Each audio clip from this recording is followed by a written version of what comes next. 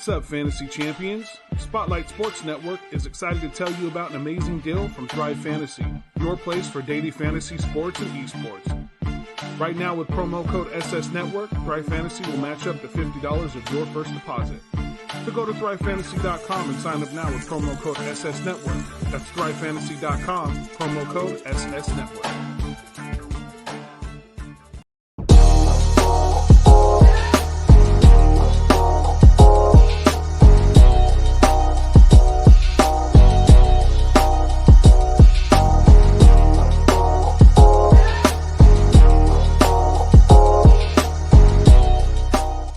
Do you like the Oakland A's? Are you a fan of the Golden Knights? Do you love the Los Angeles Chargers?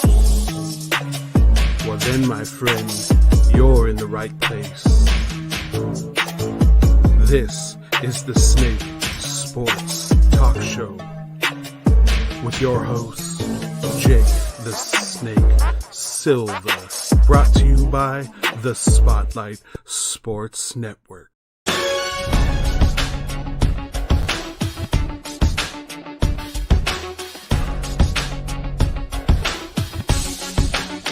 All right, ladies and gentlemen, we are back and live here on a Monday night.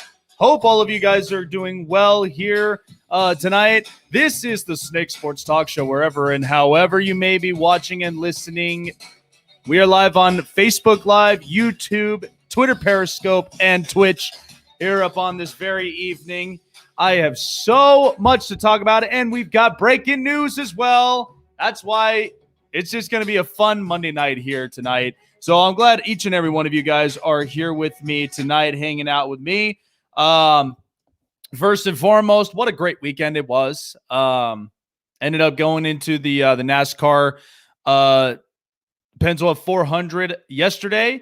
I thought it was a lot of fun. It was actually kind of beautiful for at least a little bit of overcast. It was a great day. Congratulations to Kyle Larson for winning the race, and they will be back in September, and that's about closest to playoffs. So it was a lot of fun. And of course, not to mention getting the chance to really run into former defensive end for the Chargers and the Bills, and of course, the brand owner of Lights Out, Sean Merriman, yesterday. It was such an awesome experience. If you guys haven't seen it, definitely check out my post on the social media platforms, Facebook and Instagram and Twitter as well. I posted that up. It was a great day. You know, even as a longtime Charger fan myself, I thought it was awesome just to run into one of the former players. So it was a great time. So, well, we've got a lot to talk about. What's going on, Crank Show Legend? What's going on, John L. Jackson? Because we are really digging in deep to what I had just heard in the last couple of hours. And, of course, after taking just a much-needed nap,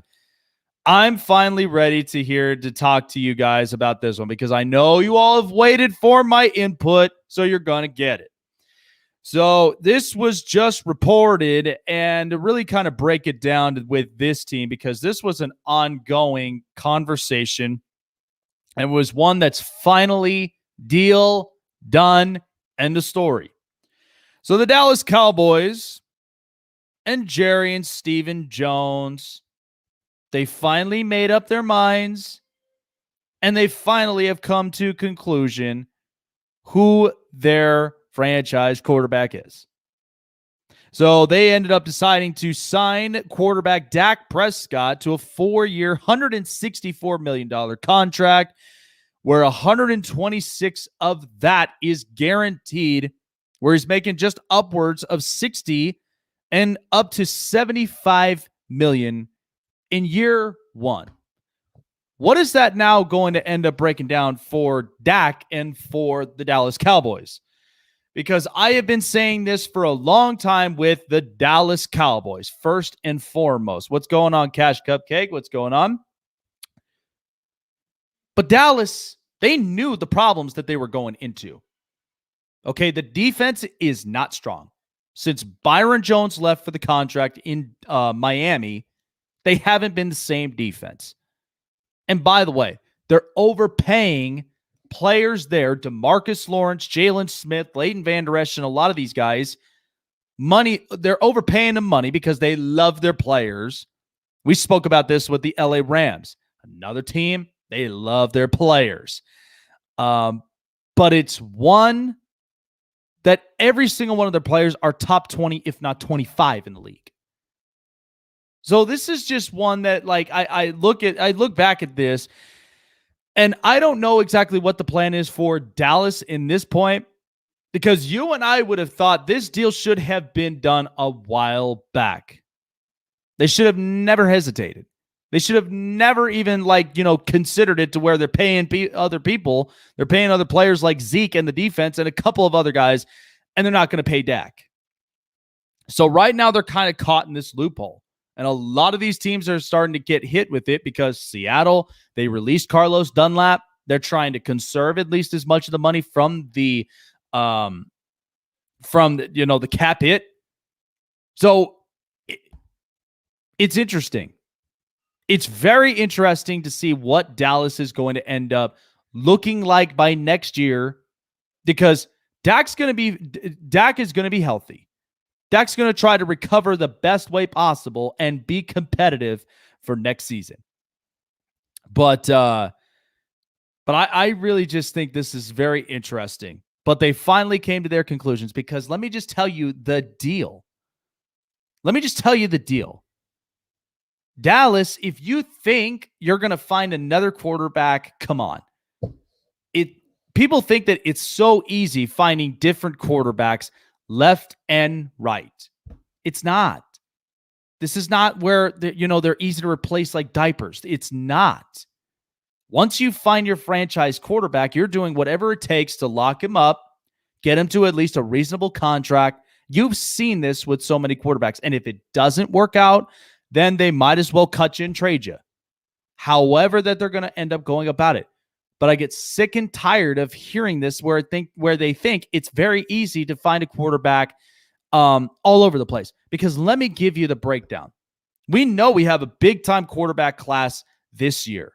Trevor Lawrence, Zach Wilson, Justin Fields, Kyle Trask, the list goes on, and Trey Lance. After this next draft, next year, that's it. I don't even know of any other quarterback in next year's draft after this one where they're going to be very impactful quarterbacks. It's going to be flat. That's what's going to happen. And Dallas had just been, they've been holding on to this thing for far too long. And now it's finally came up in just a span of hours. But they came to conclusion to realize they can't win without Dak. You want to sell yourselves on this idea that Andy Dalton, okay, he's a good serviceable quarterback, but he's not your answer. Okay, at one point, there was a time where just before, once Tony Romo got hurt, Kellen Moore was not your answer. Now he's an offensive coordinator. There were a bunch of Cooper Rush wasn't even your future at all. Serviceable quarterback. Once Dak came into the scene with Dallas, this is where you can't win without Dak. And Dak is a hell of a leader. He's also one that I just think he's very, he can execute plays. He's a guy that will make plays happen. But you got to give him at least the right pieces. Because right now, the offensive line, it's just going to soon get outdated. It's not going to be much of an offensive line. Travis Frederick already retired. Zach Martin hurt as much as it is. I don't know exactly how he's going to perform. And then you have that defense where the secondaries can't even cover. And you addressed it in the draft getting Trayvon Diggs, but you still need more. So what are you going to do now next, Dallas? What is now going to be the next move? Because I'll tell you right now, the NFC East, and the way that I look at this, and not a lot of us really eyeball the NFC East as much. And I know I've got Key in the building here, and she knows this too. And if you guys could check her out on the Spotlight Sports Network. She covers everything Philadelphia sports. She knows this too. The NFC East, not the most attractive division. Because you think about it, Philadelphia is a mess. You look at the Giants. I'm not sure what next year is going to bring for them. It seemed like that they were on the right footing, but who knows? Who knows what could happen next year? And Washington, well, they're going to need at least an impactful quarterback to get this puppy rolling, but they do have a hell of a defense. I mean, Ron Rivera really set the tone for this organization, and they needed it. Now you got Dallas in the middle of the mix. Dallas suffered injuries. Everybody just seemed like that they were kind of falling off the wagon here. But Dallas finally made up that move. They made the decision. They went and paid Dak. About time. And congratulations to Dak Prescott, because listen, this contract in year one is $75 million. 75. You know what that means? That means no screw-ups. That means no underachieving. You have to overachieve. You now have to win the division. You now have to be the best team in the NFC, which, by the way, everybody knows. The Packers, the Buccaneers, the Rams, the Seahawks, everybody's getting competitive in the NFC.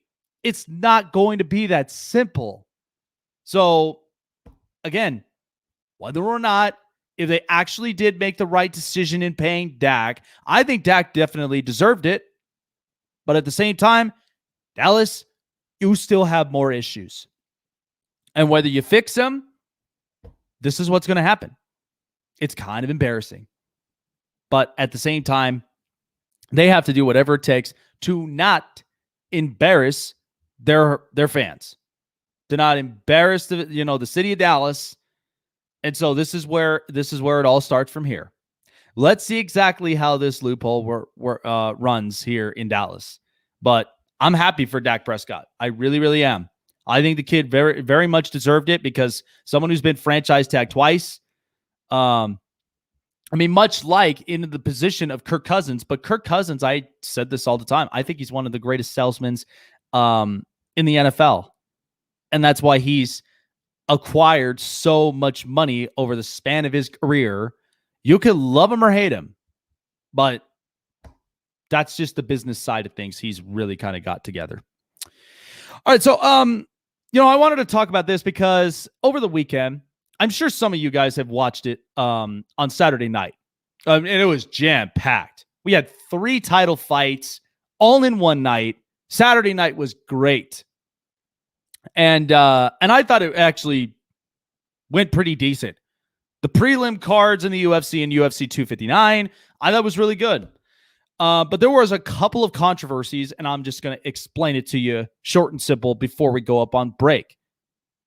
But I thought the 259 was, I thought it was pretty good. Not great, but it was good. Jan Blachowicz ended up defending his title in the light heavyweight division, and Israel Adesanya, here is the breakdown. Adesanya was cutting, and that's kind of the tough part when you're a middleweight guy. And it's not blasting Israel Adesanya. I think he's a talented fighter.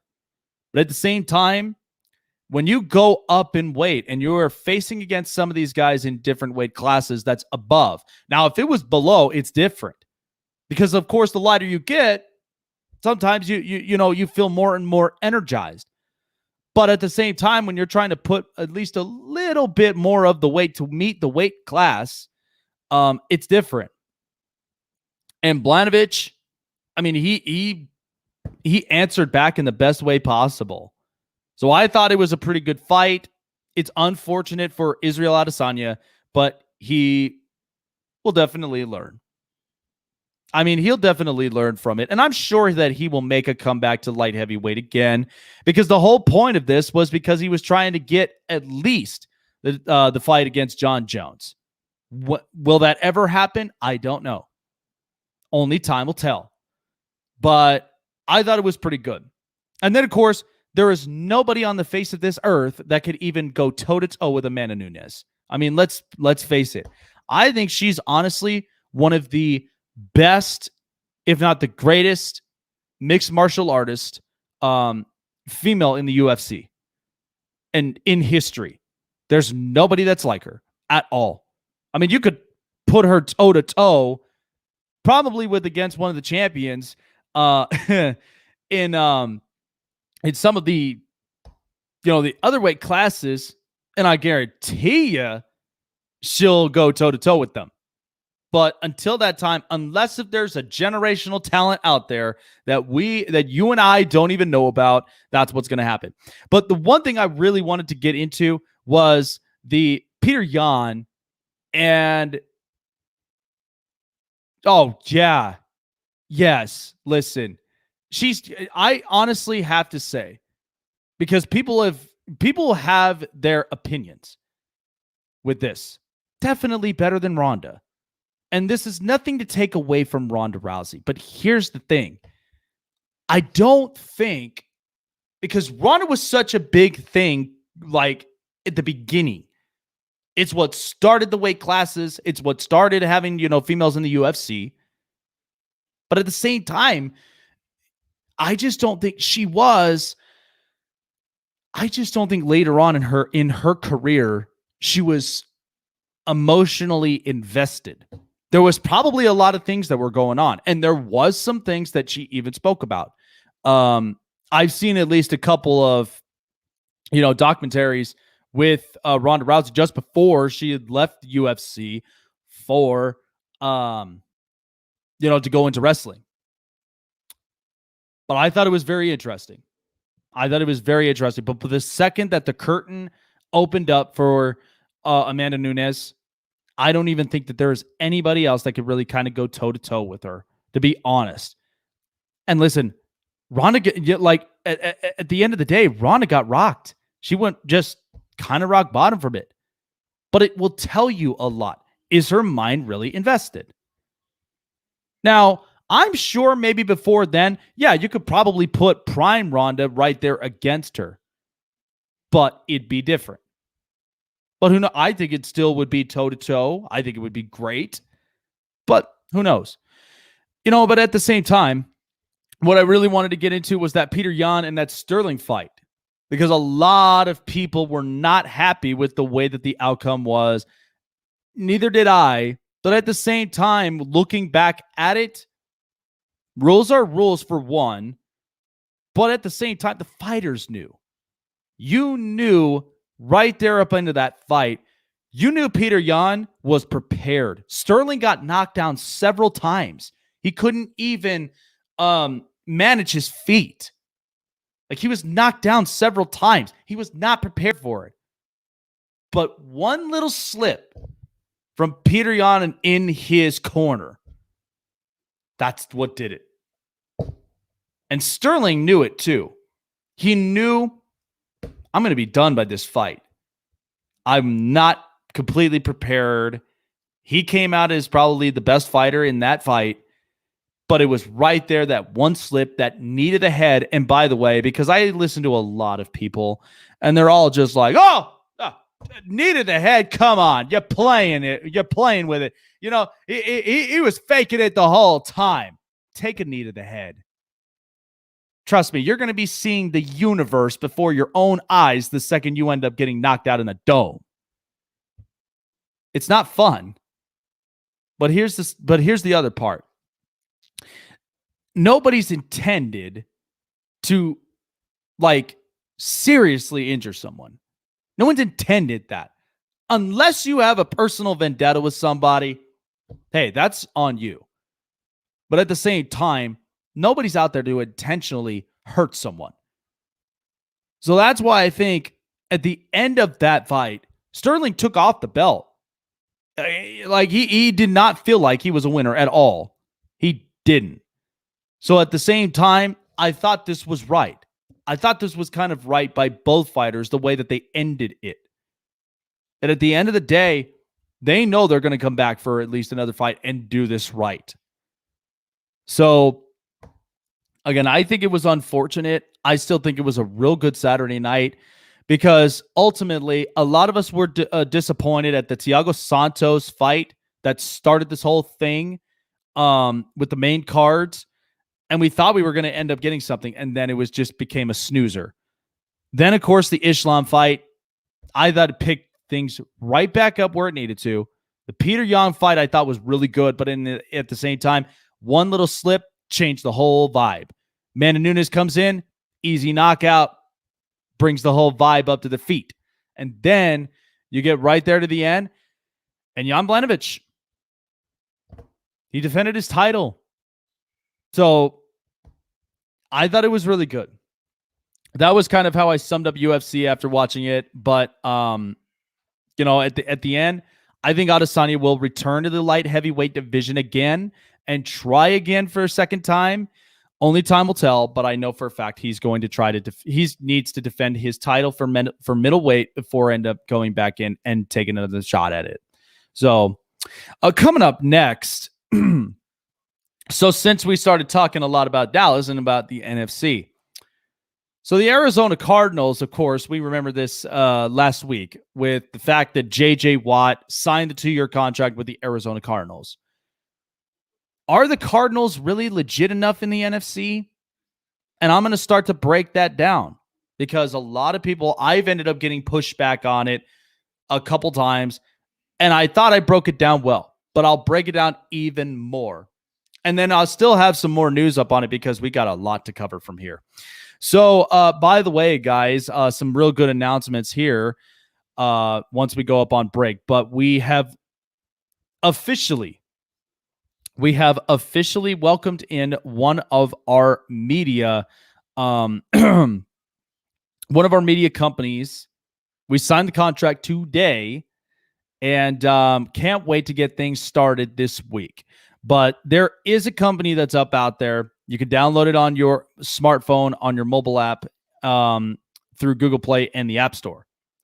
And it is called Media, Meedia. What exactly is Media? Well, Media is actually it's actually one of your own personal recordings where you can break down, certain news all in sports. You're basically your own personal PR at the palm of your hand. Don't have exactly equipment to really do uploads? No worries. Don't really have exactly, all of the fancy stuff that, you see me or you see some of the real good podcast people up out there far and wide. That's okay too. In fact, Media has you covered with all of that. They have different backgrounds. They have different setups to where it seems like you're doing an interview or you're kind of, in a PR office. It's a lot of really good stuff. It's great. And you can break down and upload. All you have to do, set yourself up with your background and, of course, your style and start recording today and get at least all of the breakdown newses around the leagues and around sports. And, of course, what's nice about it is it distributes to all of your big-time mainstream social medias. That way, then you guys can get your voices up out there. Definitely check out Media on the Google Play and App Store. That's Meedia Media.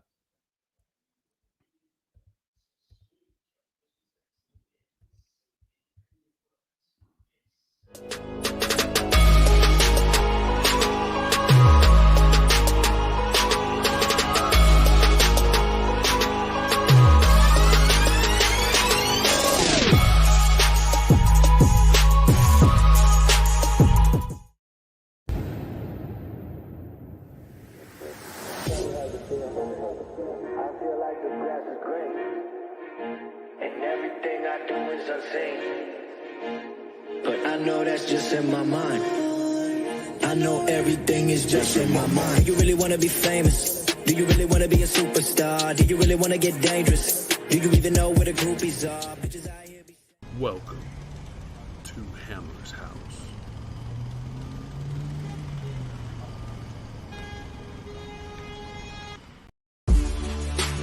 Welcome to the My City, My Game pod show featuring Raider J77, your place for all things Raiders and all things Trailblazers. Brought to you by the Spotlight Sports Network.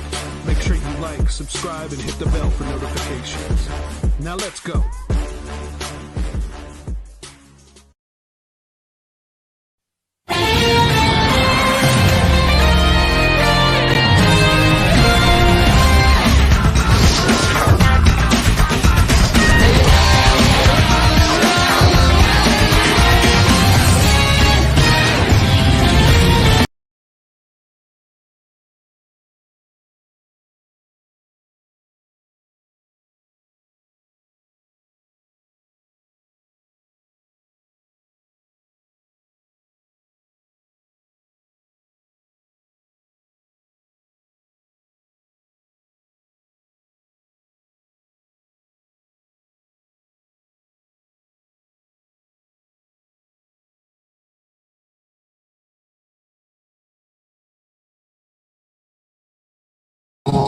So, by the way, folks, as we are back here on the Spotlight Sports Network with the Snake Sports Talk Show, for all of you fantasy gurus up out there far and wide, coast to coast, you guys do love fantasy, and you guys also love winning cold hard cash. Definitely check out thrivefantasy.com.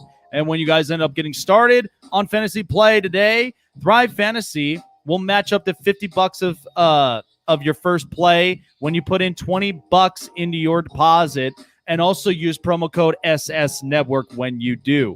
So go to thrivefantasy.com, promo code SS Network for Spotlight Sports Network, and go and get your match $50 and have fun playing.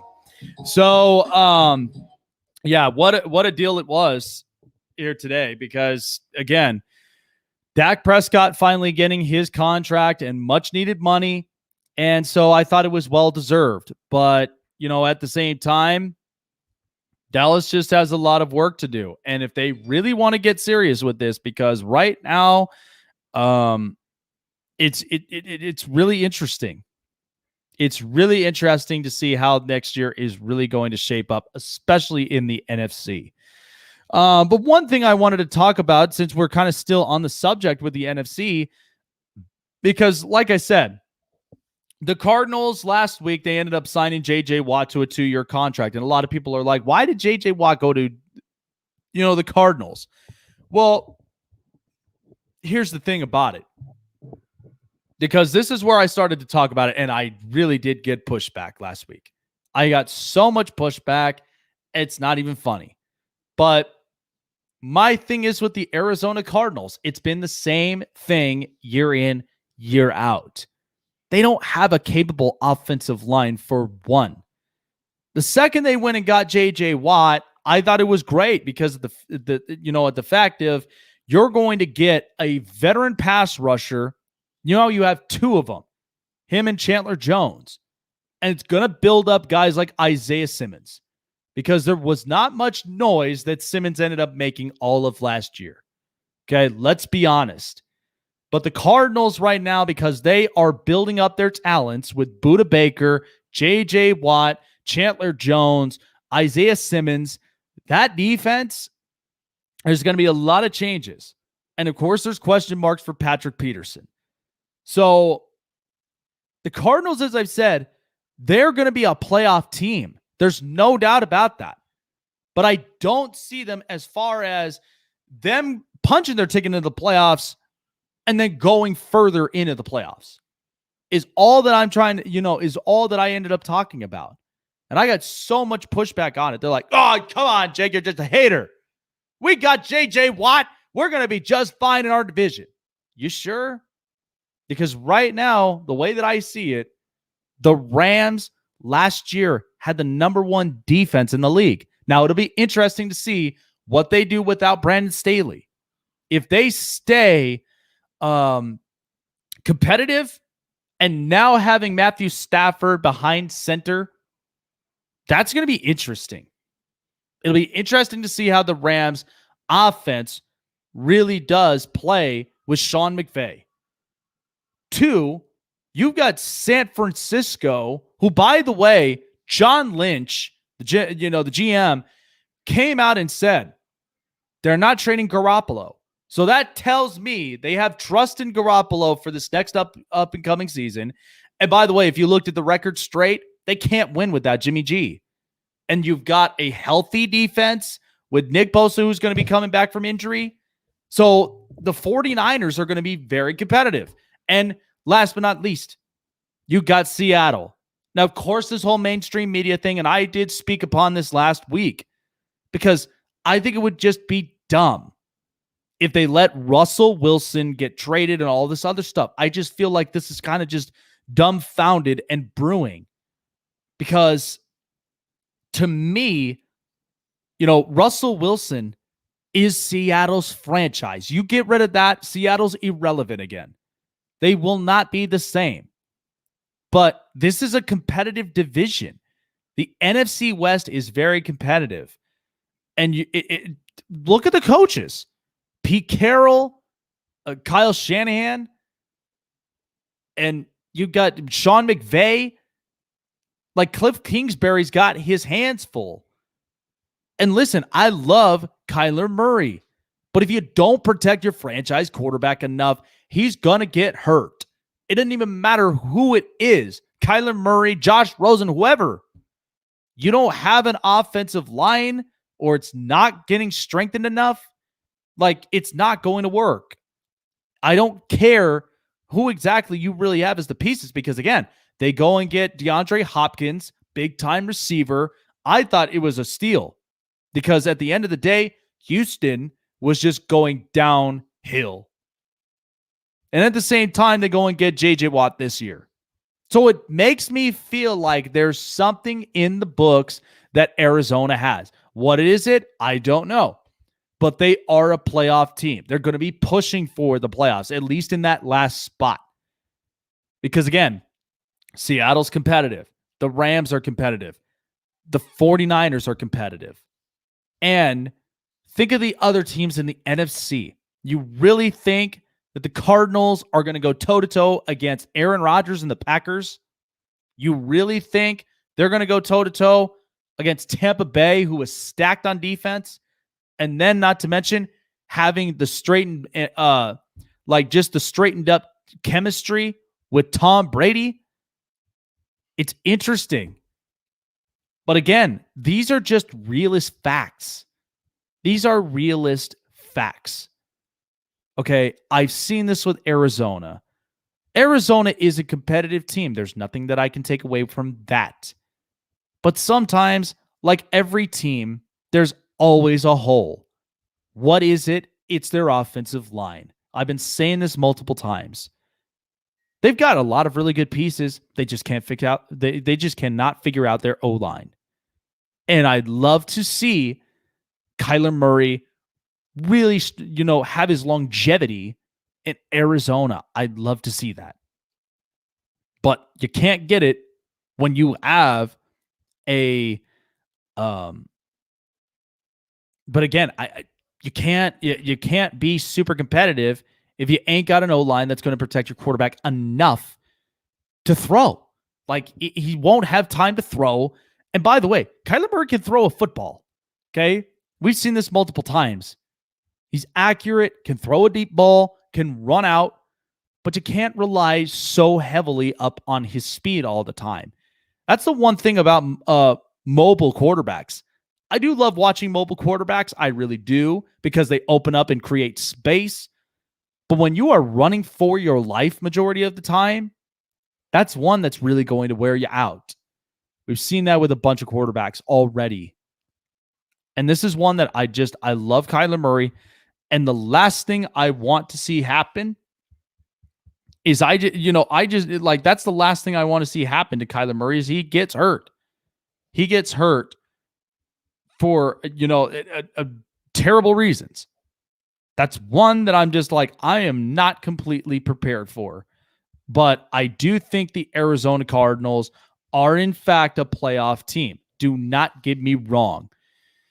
But at the same time, there are competitive teams within their division, and there's competitive teams, outside of their division, but within the conference. You can point them out very, very quickly, but this is where Arizona really needs to get serious, and they really need to start fixing their problems. Time now for the hot press.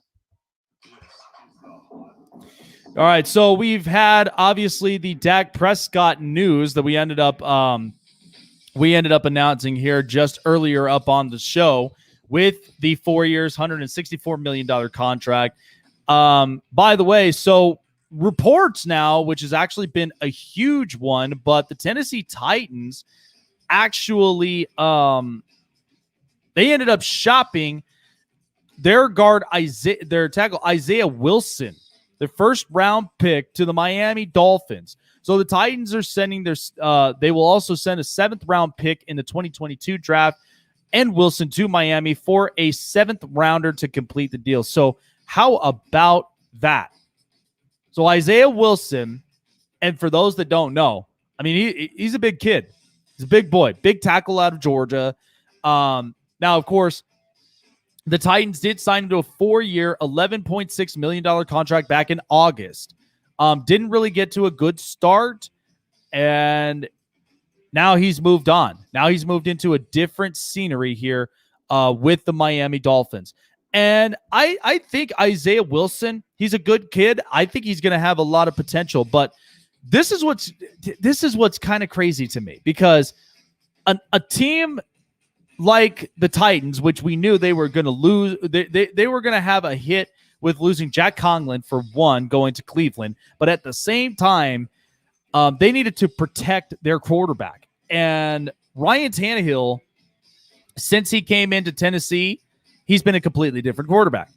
But this is interesting that they move last year's pick just out of town, goes to Miami. Now, I think he'll have a better opportunity with the Miami Dolphins because of the way that the Dolphins are setting themselves up for, because they're trying to get at least as much protection as possible. And we don't even know who their starting quarterback is yet, because we don't even know if they're sold on Tua. There have been a lot of question marks about Tua. So I don't know if they are completely sold on him or if they're going to sell their chips in and go and get Deshaun Watson. But that'll be an interesting topic for the next couple of weeks, or maybe for the next couple of days. But at the same time, Miami's upgrading themselves with an offensive line, and I'm sure Isaiah Wilson will have a bounce back year. I mean, look, it's a rookie year. He's just getting into the league. So he'll have at least a better personnel, and I think the Miami Dolphins will have something special with this one. So still remaining in the NFL. So Marcus May, safety of the New York Jets. So the Jets ended up giving him a franchise tag here for this one. So Marcus May, of course, who will turn 28 tomorrow, by the way. So happy early birthday for Marcus May. So, of course, the early birthday present is getting franchise tagged by the New York Jets. So he was poised to be an unrestricted free agent for the first time, and is the first Jets player since defensive end Muhammad Wilkerson in 2016 to get the designation.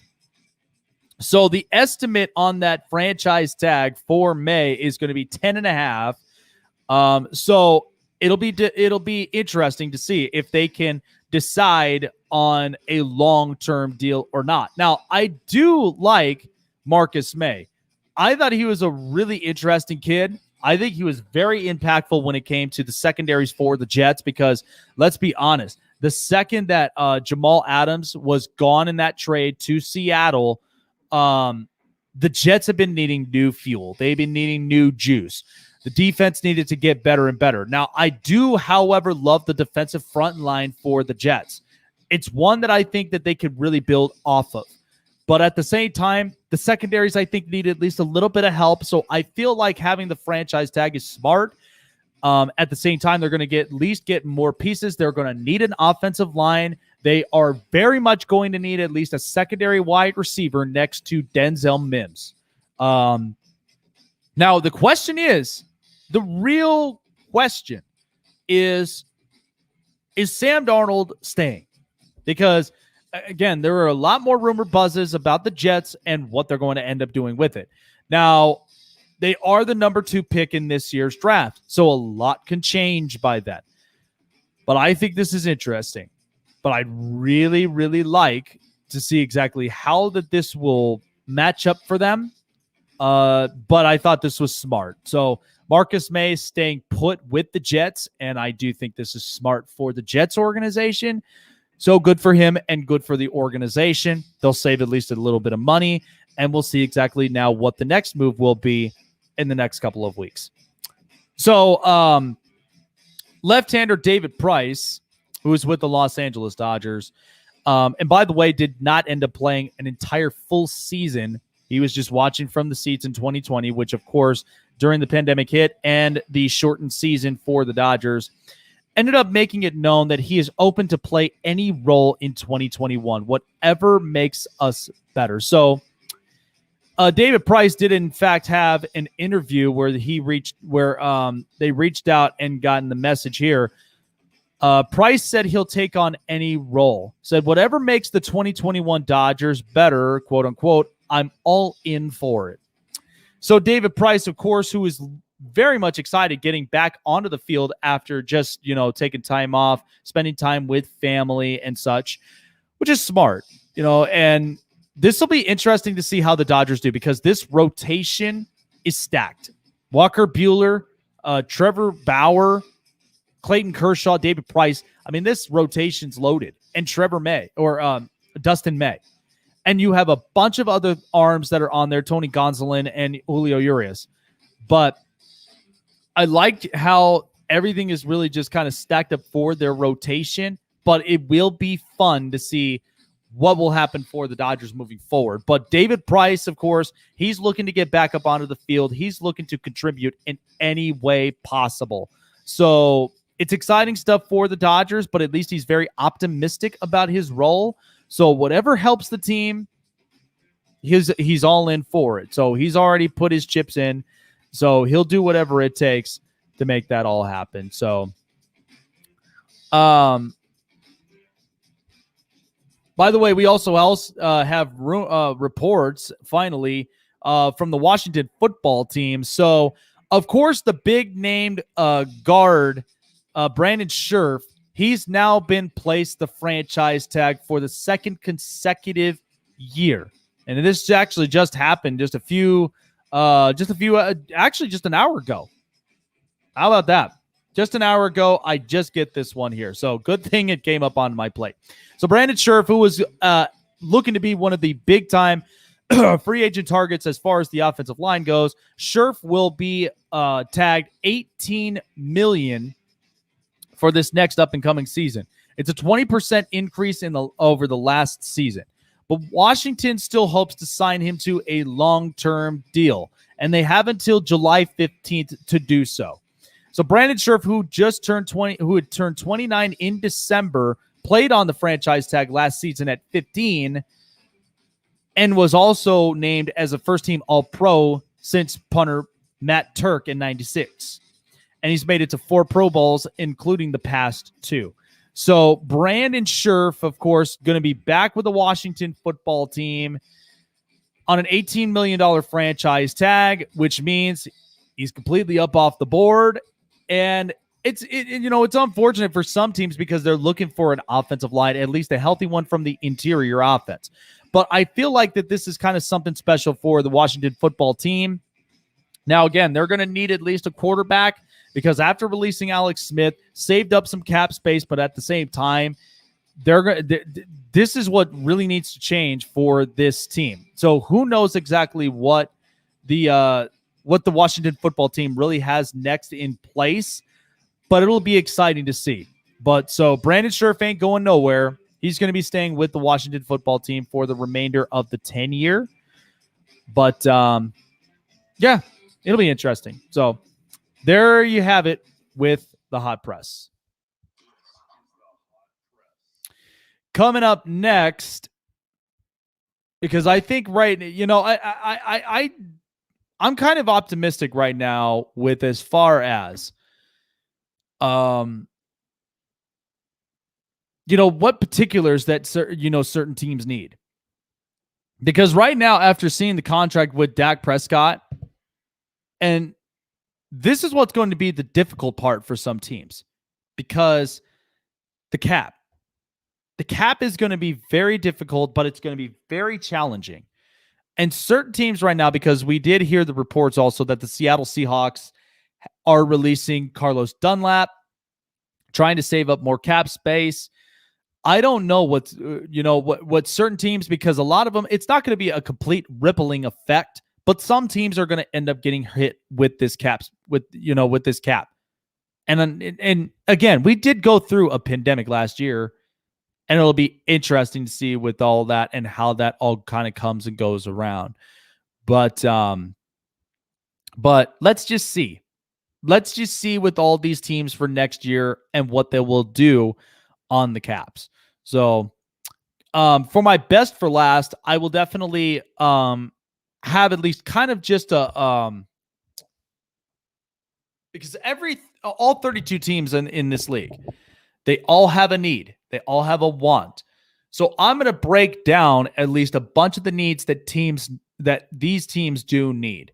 So it's going to be fun, but this is also something that these organizations really, really have to think about, because there are some teams that they're talking about quarterbacks. They're talking about all the.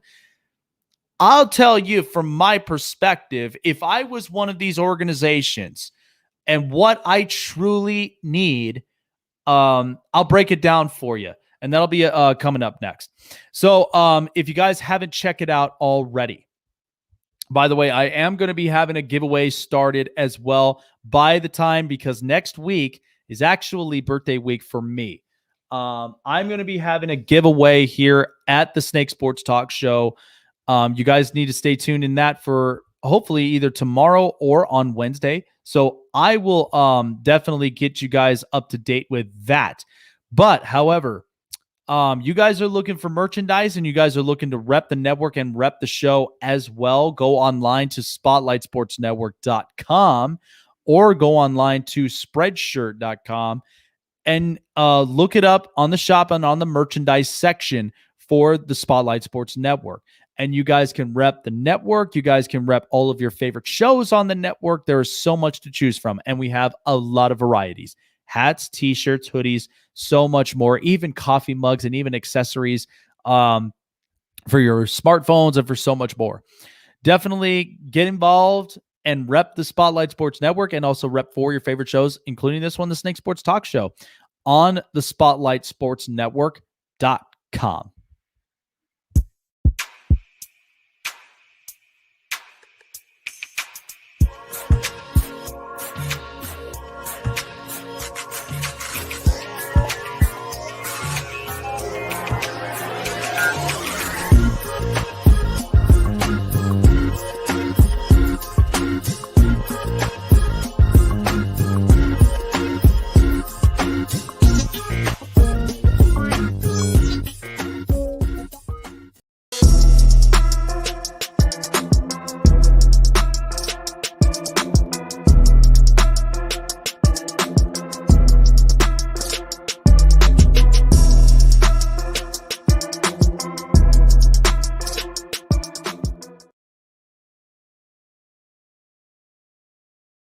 Once a Raider, bruh, always a Raider, bruh. Shit simple as that. You look silver and black. Lot of bread invested in that O-line. Car insurance cost the arm and the leg to reach that goal line. Let's go down.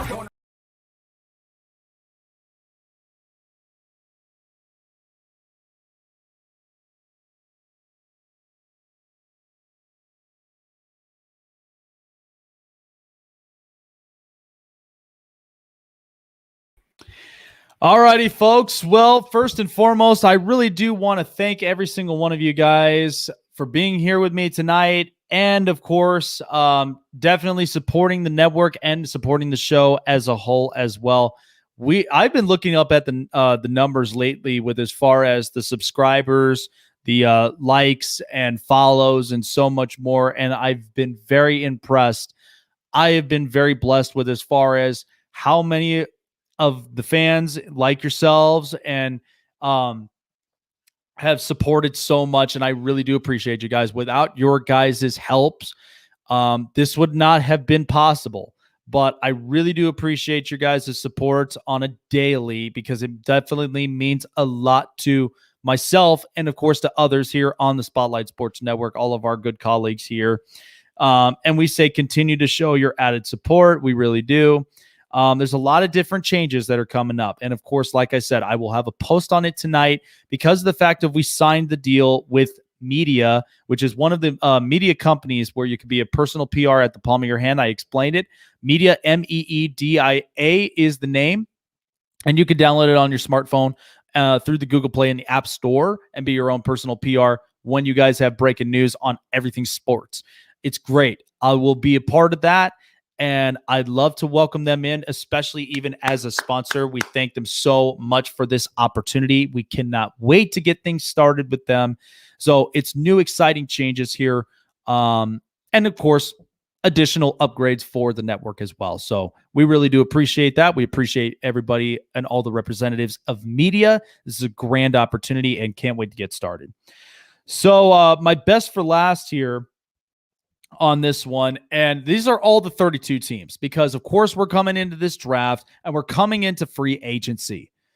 There is a lot of needs and wants. And what's going to be interesting, and one of my good fans here, BL, mentioned it to me on the cap. It's less than 200 in at least 3 years. So, of course, the cap hit's going to be taking an interesting change. We know that since the pandemic hit because of financials. So it might be at least a little bit money grip tight, but at the same time, it's not lost. There's still opportunities, and there are still stuff that needs to happen. So, all right. Well, without further ado, because we've got our best for last, we're going to be going through all 32 teams' needs and wants, and I'm going to be basically the general manager of all these teams and figuring out what exactly do I want, what is a need that needs to happen for this team in order for them to get better. So here we go. All right, so the San Francisco 49ers is one team that's very interesting. Now, I think the one position that is very, very primary to me is corner. They're going to be without Richard Sherman. He is a free agent out there, but they need some corners help. I do like Jimmy Ward, but I think at the same time, since injuries, has not really been the same.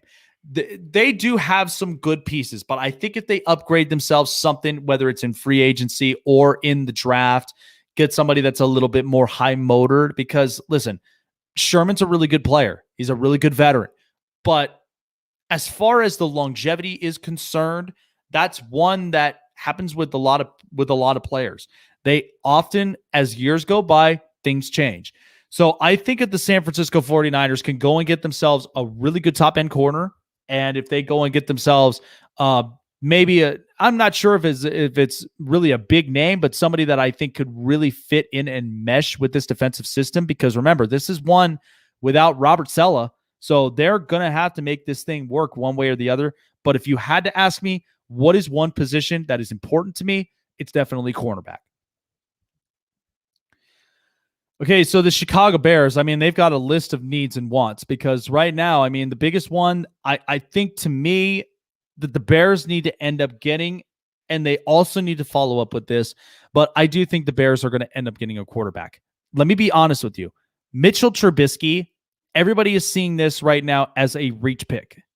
I mean, they traded all the way up to number 2 in that draft, butchering Deshaun Watson, Patrick Mahomes, and a bunch of these other quarterbacks in that class for a kid that only had, 1 year in its senior year in North Carolina, and that was it.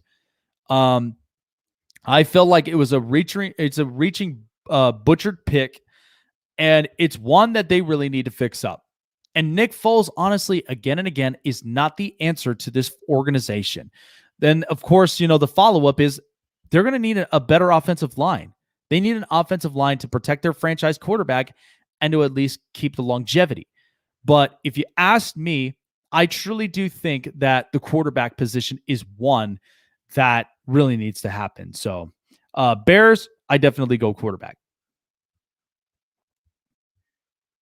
this is a no-brainer to me. The Cincinnati Bengals need an offensive line. Listen, Joe Burrow can play in this league. Joe Burrow is capable of playing in this league. Offensive line is, that's without a doubt. There is no second guesses with this. They have got to protect Joe Burrow at all costs. You cannot end up having him suffer another injury like that again. If you want this team to start winning games, think about the division that they're in the North. I mean, Pittsburgh, they got a defense. Cleveland's got a defense. And they need to fix up the secondaries. And Baltimore's got a defense. So you've got defense all in your face. And even though the Joe Burrow he's very accurate, he can execute, they need to give him extra time in that pocket to throw. He's a pocket passer, a guy that also can be mobile at times, but you need to get him some help. Offensive line, that's a no-brainer for me.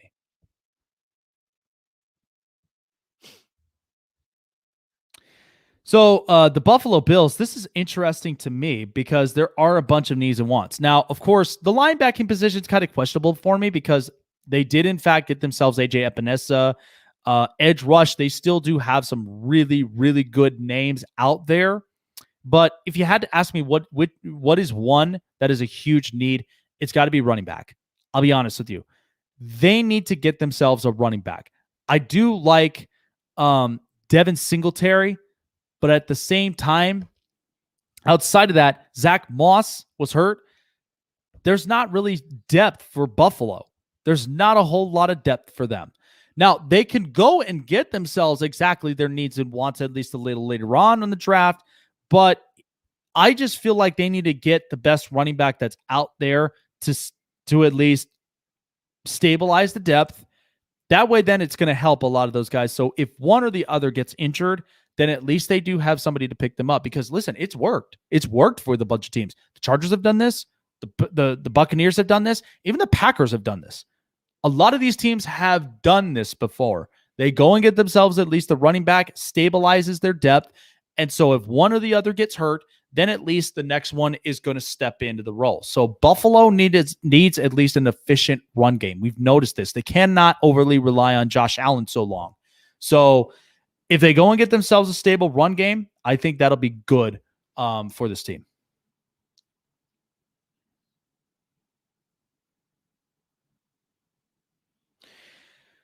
The Denver Broncos, what else can I really say about this? Because to me, myself, I already know if I'm them, I need to get a quarterback.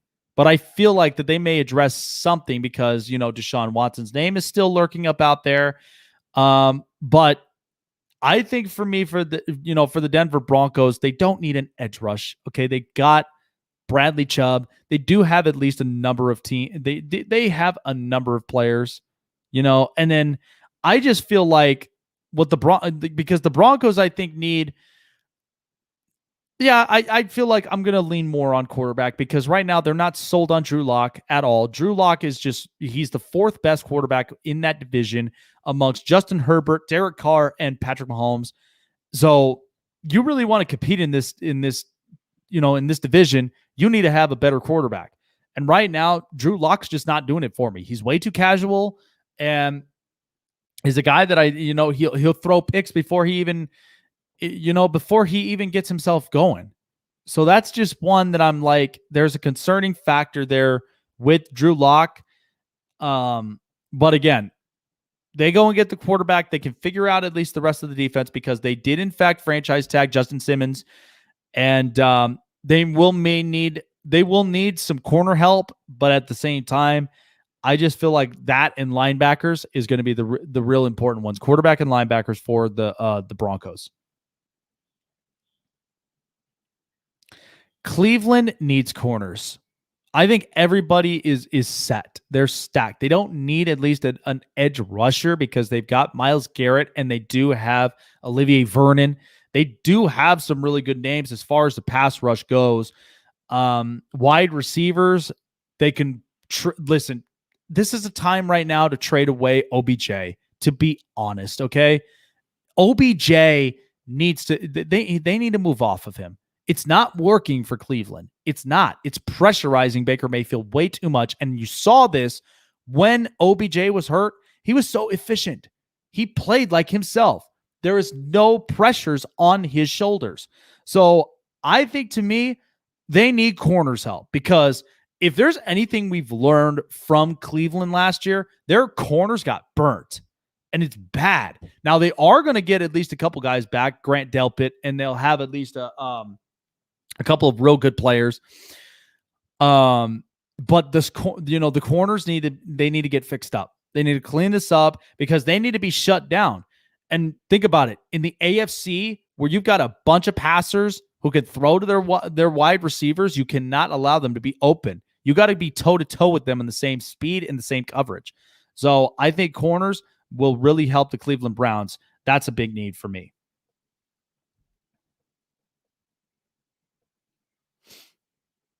Honestly, to me, what really does the Tampa Bay Buccaneers really need? It just feels like they got everybody. Now there are some free agents off their roster, which will be interesting to see how they address that, because there are some teams that have, there are some teams that have inquired about their players. But at the same time, these players have been very optimistic with their stay in Tampa. I mean, we see this with Chris Godwin and a couple of others. But I do think the interior D line is one that's going to be an interesting help, because there are some guys that are kind of getting up there as far as the age range. But I think if they go and they fix that, help. But to me, it's just like, it's kind of minor to me, because the Tampa Bay just got this so loaded. They don't really need so much.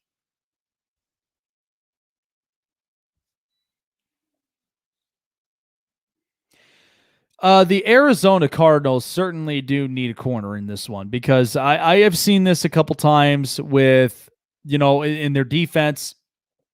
Now, Isaiah Simmons, he's going to end up having a much bigger and better year, knowing you've got J.J. Watt, a capable veteran there on the same field at the same positions. I think it'll be interesting to see. Now, I do think the corners is a help, because I'm not sure what the deal is with Patrick Peterson, but if you can get somebody there that meshes well with Budda Baker, I think Arizona, they'll have at least a much better defense. But if you really ask me, offensive line is the key. Offensive line has got to be. I can't even believe it's not even on this list. I am very shocked, because I am looking up at this list right now, and I'm like picking this. Offensive line is not even in this list, and I'm very, I'm appalled. So I just what the hell? So offensive line to me is a huge, huge need, want everything. You got to protect Kyler Murray all that you can. Otherwise, you're not going to end up winning games from there. Now, defense, of course, does win those crucial games, but offensive line protects your franchise quarterback. So I do think that the offensive line is one that needs to happen for the Arizona Cardinals.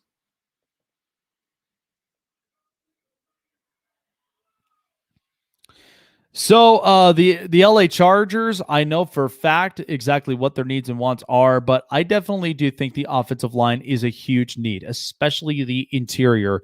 Rumored reports, of course, they mentioned Trey Turner. They are currently shopping him right now to go in and getting spots, and don't count out. They are still at least inquiring about Orlando Brown in Baltimore about a potential trade, getting a tackle.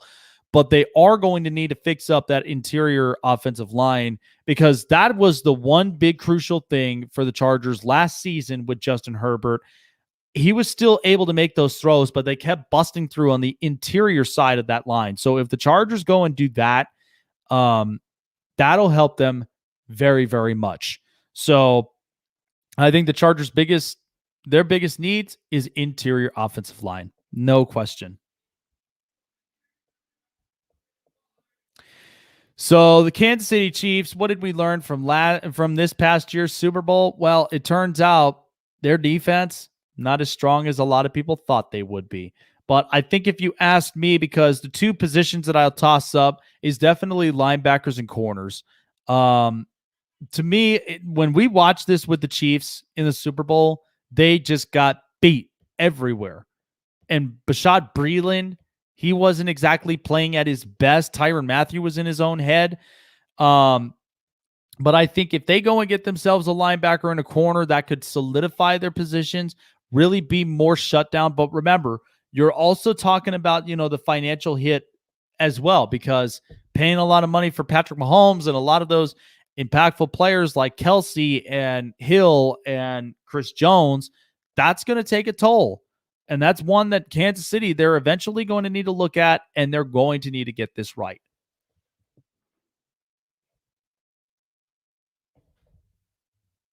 The Colts, to me, I feel like their biggest upgrade has got to be wide receiver. I don't really see too much of a problem with the offensive line right now because of the fact of Quentin Nelson is still consistent. But at the same time, they are going to need at least another piece because Anthony Costanzo has retired, and they're going to need to fix that position. Now they are going to get, I mean, Chris Ballard's smart for this because, especially with his money managing skills and what he's seen through this team throughout the course of the year, he's going to make this happen. He's going to go and get himself at least an offensive line to protecting Carson Wentz. And at the same time, if you go and get another wide receiver there for Michael Pittman Jr. and at least help with the longevity and get at least another weapon for Wentz, that will be fun. So I do think wide receiver is a big position for the Colts moving forward.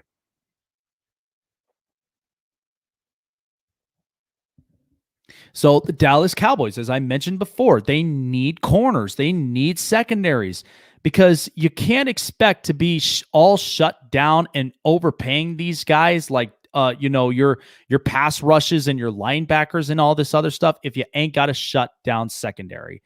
That's one that is a huge need for me. If I'm the Dallas Cowboys and I need to have a shutdown corner, I'm definitely getting them because, again, Byron Jones was the only best out of the Cowboys' franchise at that time. And the second that he left, they had not looked the same. So it's one that they really need to address themselves. Now, even if they go and get an edge rusher, because remember, they also let go of Robert Quinn, the sacks leader at one point, and again, it's really taken a toll for Dallas, but corners is a big one. I think maybe as a toss-up secondary would probably be the offensive line and edge.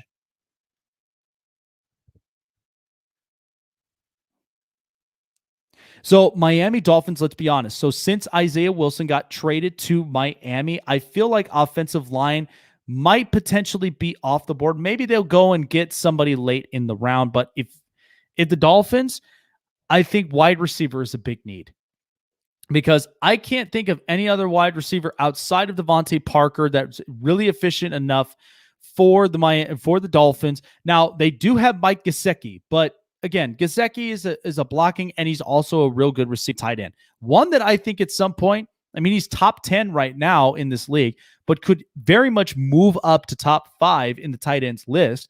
Depending on what next year is going to look like. But the Miami Dolphins, they go and get themselves a wide receiver. I mean, that'll be very, very interesting. And I think it'll be very impactful. Now, who knows who their quarterback is going to be, whether it's Tua, whether it's, Deshaun Watson, whoever it may be. But I'd like to see. I'd really, really like to see. What's going on, Hammer? Shout out to Jeff Hammond, a.k.a. Hammer of Hammer's House, man. What's going on? Oh, Lord. The Philadelphia Eagles. They need I feel like they need therapy. The front office seriously needs therapy. Can I just apply for Howie Roseman's job? Because right now, I'm like, this is a mess. You know what I'm looking at this list? Wide receiver, tight end, quarterback, and corner. Quarterback is on your list. Like, I don't know. I don't know. I really wish I had an answer for this, but how is it that I'm not seeing linebacker in this list? I really, really don't. I don't understand this, but if I looked at a need and a want, if I'm the Philadelphia Eagles, get me a wide receiver for God's sakes. Go and get Jamar Chase. Go and get Devontae Smith. I don't care. Go and get them because they don't need a quarterback. You've already made this known. You butchered the Carson Wentz thing. And then he goes and gets traded for literally nothing. Okay, you butchered your star quarterback. The head coach gets fired, and it's just like this is a complete and utter disaster. And at the same time, they really haven't gotten they haven't got their stuff straight. They really don't. And what's worse, they butchered on these wide receivers. They don't even go and get Devontae Adams. They don't even get Justin Jefferson. So they cannot make the same mistake at least 3, if not 4 times in a row. They cannot. Because if that's the case, that might be the end of Howie Roseman right there. But I'd say they need to get a wide receiver. Devontae Smith or Jamar Chase. Quit fooling around, because I even ended up seeing this and talking about, like, somebody mentioned about Jalen Waddle. No. Please, dear God, no. I don't see Jalen Waddle really being a big, impactful player. Okay, I feel like it's either a Henry Ruggs deal or whatnot. No. I would not even sell my chips on that.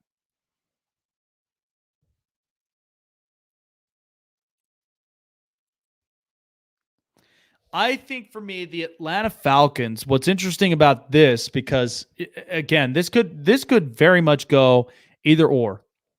This could go in any way possible. But to me, my reservation is quarterback, only because you still are having at least a couple years of Matt Ryan, and I'd like to at least get one out of the draft that could learn from him in the next couple of years before he ends up going and taking the quarterback role when it's all said and done.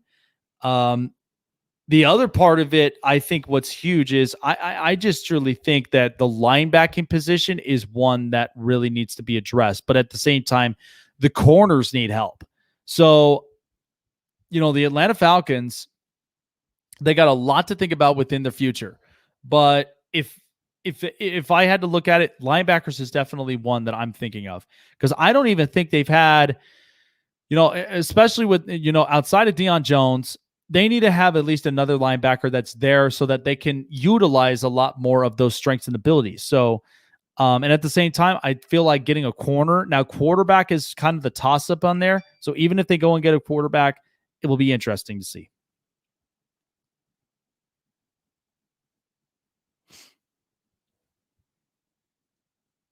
New York Giants definitely need to get themselves a wide receiver. I just see this happening right now because Sterling Shepard's hurt. Golden Tate has been released. They are going to need to get themselves a wide receiver for sure. And they'll need a weapon for Daniel Jones. Now, I've been hearing rumors about this with Evan Ingram. It's interesting that, Evan Ingram could potentially be up on the trading blocks. Now they could look at a tight end.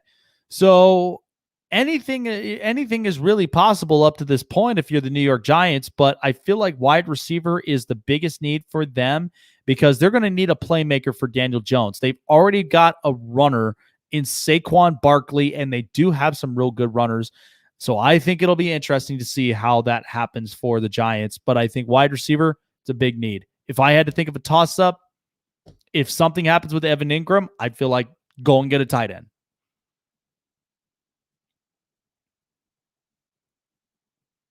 No brainer here. The Jacksonville Jaguars need juice, and now having Urban Meyer there as a head coach, quarterback is clearly the biggest one. And we already know as far as as far as what it's concerned, Trevor Lawrence is going to be the guy because you're not going to pass up on a transformative talent like that, a generational talent that's really impactful. So I really do think that the Jaguars, they're going to go quarterback.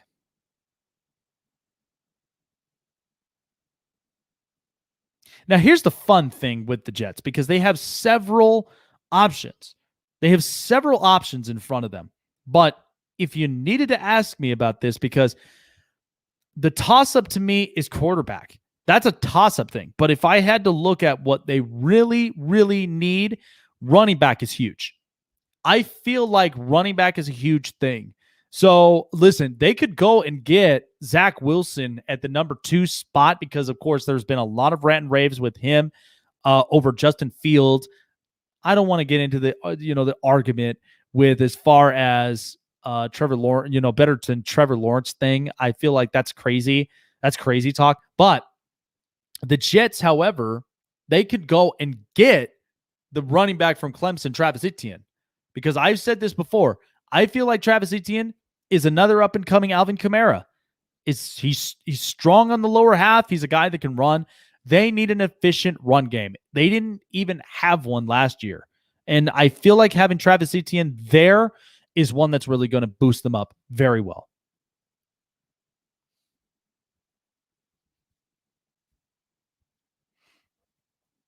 Yeah, the Detroit Lions, my only biggest concern with them is definitely offensive line, because they need to have at least a healthier offensive line of protecting now their next quarterback, Jared Goff, at this point, after trading away Matthew Stafford. And Stafford dealt with this for 12 years. But at the same time, they're going to need wide receiver help. They're going to need corners. They're literally going to need everything, because this organization right now has just been a complete mess for years. But the offensive line is one of the most important pieces for the Detroit Lions moving forward. That's no doubt.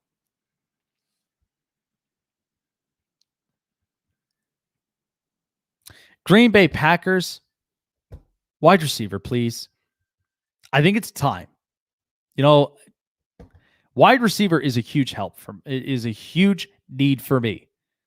And I've, because at this point you owe it to Aaron Rodgers to go and getting him a secondary wide receiver next to Devontae Adams. And if you can't do that, that's going to be interesting to see what the Packers will do moving forward. Now, they did at least get their running back straight. Now, they may not be able to afford Aaron Jones, but they do have A.J. Dillon, and I think he's a really good kid. I think he's one that's going to be impactful for next season. But go and get a wide receiver, please.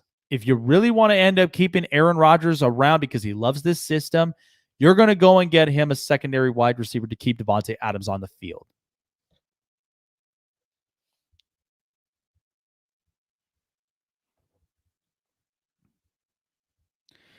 Okay, the report from me for the Carolina Panthers, because a lot of them have been talking about quarterback.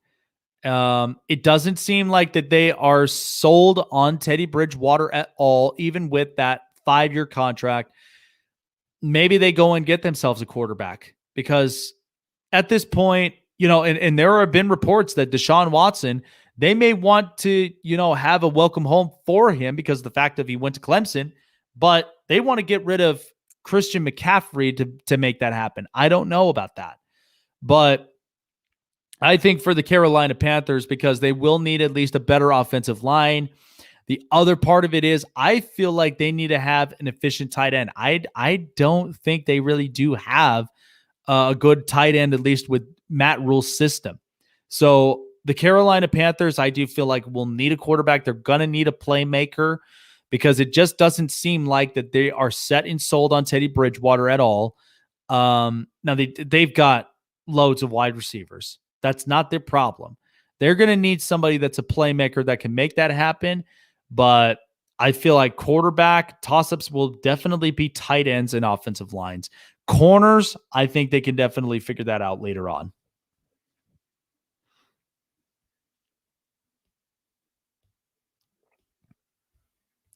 The New England Patriots, for me, it has to be quarterback.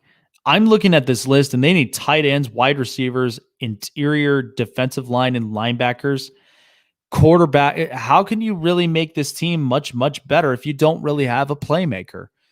Because New England is kind of in this position where they really need to set themselves up for a playmaker, because next year's draft there's not going to be any playmakers at quarterbacks. There's not.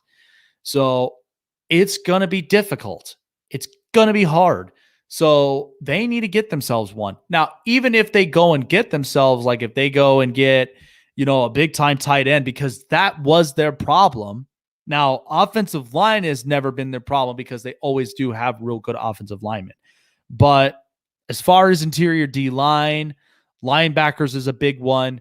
And at the same time, a tight end is one that they really, really need. They need that extra help with as far as blocking and being a receiver type, but it's very rare. Wide receivers, I think, could be a huge help, but they have butchered that so much in the draft. I feel like they're going to end up looking at getting a wide receiver in free agency.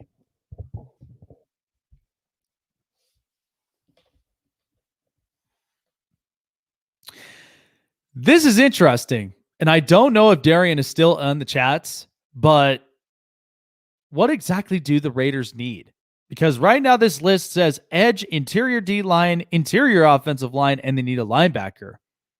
Linebackers was kind of disappointing for me last year when I looked at this. But what was a huge disappointment was the corners.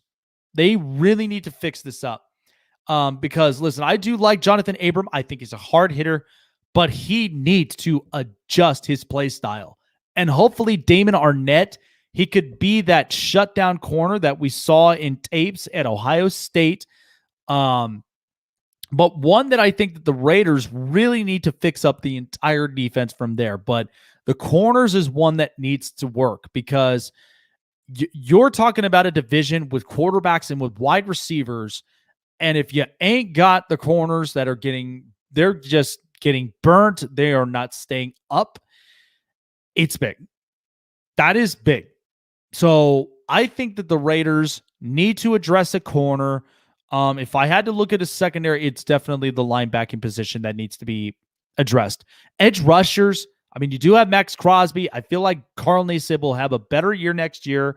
Now, it will determine how Cleveland Farrell really plays out, but I could always get an edge rusher later on. Corner is a big help for me if I'm the Raiders.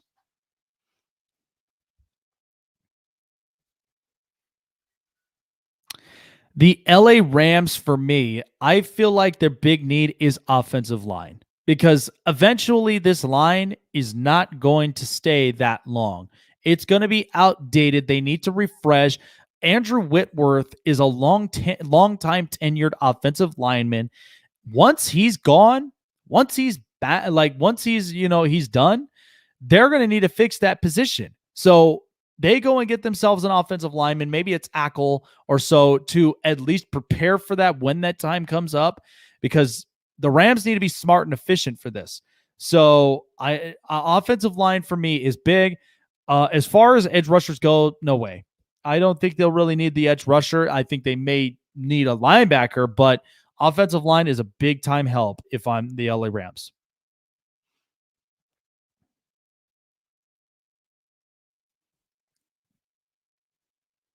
The Baltimore Ravens is definitely wide receiver. There is no doubt about that. They need an over-the-top wide receiver. I don't need, sorry to say for Hollywood Brown, because he's a really good player, but they don't need a Smurf wide receiver. Please, for the love of God, they do not need one. They need one that's got the length, the size, and one that's willing to go over the top on some of those plays. You see this with a lot of teams that do have over-the-top wide receivers. You got to have somebody with length. You got to have someone with reach. If they don't have that, the Ravens are kind of in trouble. And I do love Lamar Jackson. And I do think that if he gets an over-the-top receiver, that's going to help improve his game style. It's going to improve his game. So the Ravens, they need to be smart about this. Go and get the over-the-top wide receivers. That's what needs to happen. So, no hesitation at all.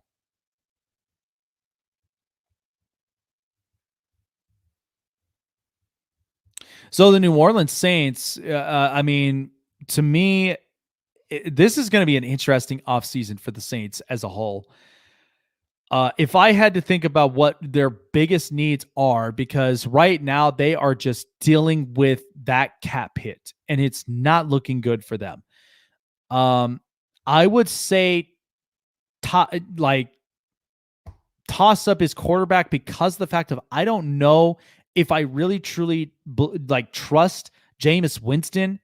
Now it could be a different scenery, it could be a different fix for him, but we'll see. We'll see what that looks like for them, for the Saints. But I feel like, to me, edge rusher is a big thing. They had some, outside of Cameron Jordan, they had some, but they did not play consistently. So I think if they go and get an edge rusher, They need to have the ability to get to the quarterback. They really need to make this thing happen. So again, this is going to be an interesting offseason for the Saints, but I'd like to see how this works out for them. But edge rusher, big time. So after what we saw in the playoffs for the Seattle Seahawks, get Russ an offensive line, please. Outside of Max Unger and Russell Okung at that time, when they moved on, it has not been the same offensive line, and it's really started to show. And Russ is making that known. He's making that vocal. He clearly doesn't want to leave Seattle, people. Okay, let's just get that nonsense out of our heads. He's not going to end up leaving Seattle. They would be dumb if they do that, because at the end of it, you could have had a sure shot of going further in the playoffs if you wanted to, because Russ is smart enough. He stayed healthy long enough that he can make plays. He's a game changer. Go and get an offensive line. You owe it to him.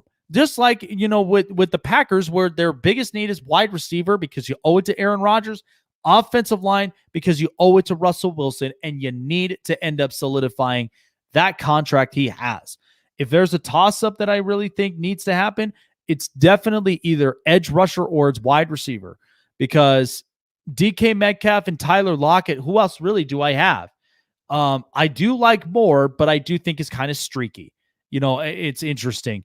But edge rusher, they don't even have one that gets to the quarterback. It was kind of sad and disappointing, but they need to fix that up. But offensive line is a must.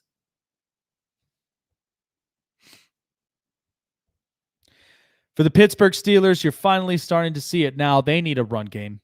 They seriously need a run game. This thing, after Le'Veon Bell left, it has not worked out for the span. It really hasn't. I like James Conner, I'll be honest with you, but he's not the answer. Okay, and the Steelers' run game has not been efficient. They haven't ran for more than 4 yards per play, and it's really started to show. And the Steelers, because they're so Big Ben over-reliant, there's no run game. So they need to get themselves a running back. That's a big-time must if Pittsburgh's offense still continues to be impactful. If that's the case, go and get a run game and still stay efficient in the run.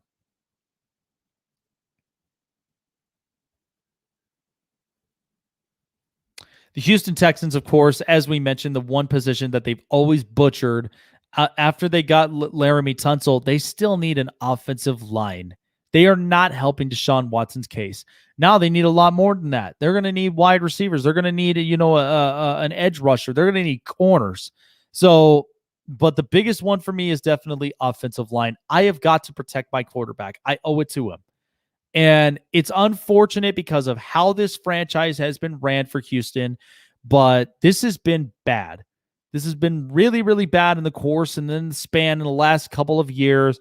But the Texans have done that to themselves. They shot themselves in the foot, and this is exactly what they have. This is the price they have to pay. There is no exceptions, no excuses. Get an offensive line, because that is where you're going to start to build the rest of it from there.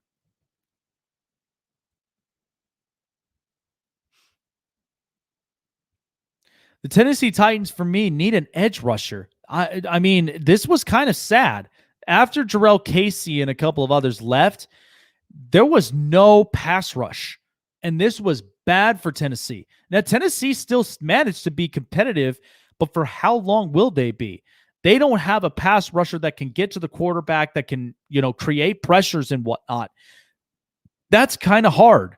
So if I'm Tennessee right now, edge rusher is a big must. Offensive line down the stretch, they'll still be good. I think they'll still have at least their opportunities and their chances, but it will be interesting. But edge rush, even interior D line, that's one that needs help, and even corners, because you need to get Kevin Byard some help in the secondary, and that's where I think the Tennessee Titans, that's their biggest needs. Edge rush is one big position they need to go get.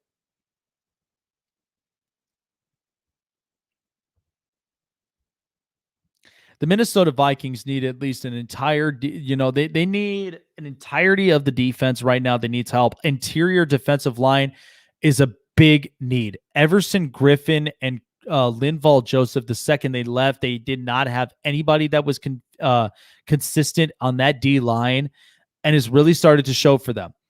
And even though Minnesota, the next thing that needs to happen is the offensive line, but the interior D line has not been good. It has not been great because it hasn't really allowed edge rushers, even like Daniel Hunter, to really kind of be, the big impactful defensive player that he is. So if they go and get an interior D line, that could really help solve their problems. And I think at the same time is also revamping and juicing up that defense that the Vikings really need.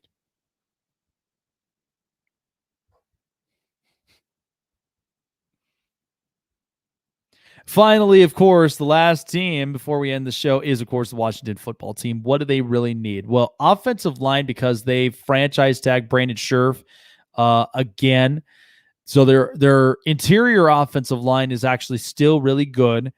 Quarterback is huge for them because Alex Smith is gone.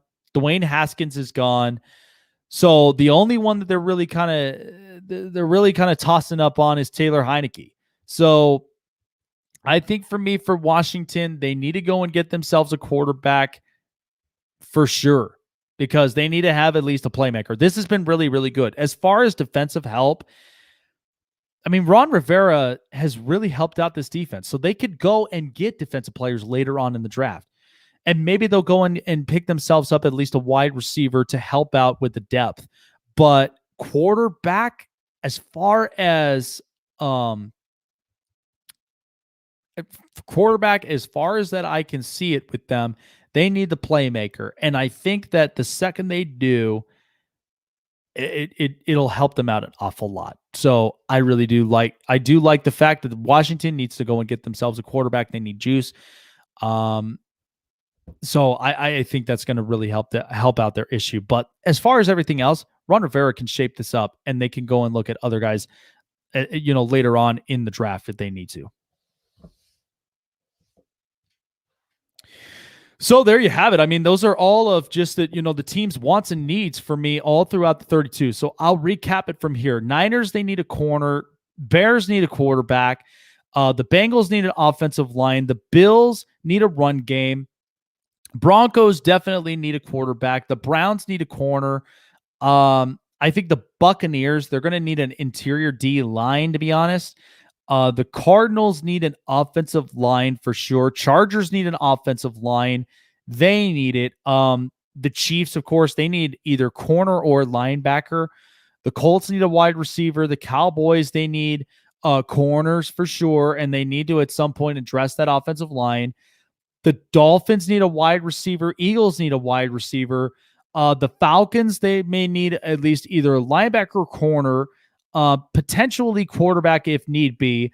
Giants need a wide receiver. The Jags, they're obviously going to take a quarterback. The Jets, for me, that if Darnold stays, running back, they may toss up and get a quarterback for sure. Lions need an offensive line. They need to also address their corner issues. The Packers need a wide receiver. The Panthers need a quarterback. The Patriots for sure need a quarterback. And then, of course, fix the rest of it later. The Raiders need a corner, possibly a safety for sure. And they also need to fix that linebacking core. The Rams need an offensive line to help be efficient with Matthew Stafford and Cam Akers. The Ravens need a wide receiver, at least an over-the-top one. The Saints, I believe, need a edge rusher, maybe potentially quarterback if that's the case. The Seahawks need an offensive line, potentially an edge rusher. The Steelers need a run game for sure. That's no doubt. The Texans need an offensive line, and they also need to get themselves a corner. The Titans need an edge rusher for tomorrow. That is how immediate they need it. It's urgent. and then they can go and fix their corner issue. The Vikings need an offense. The Vikings need interior D line help. They will need at least an offensive line help, maybe potentially a safety. And then, of course, finally, the Washington football team needs a quarterback. So again, these are very, very this is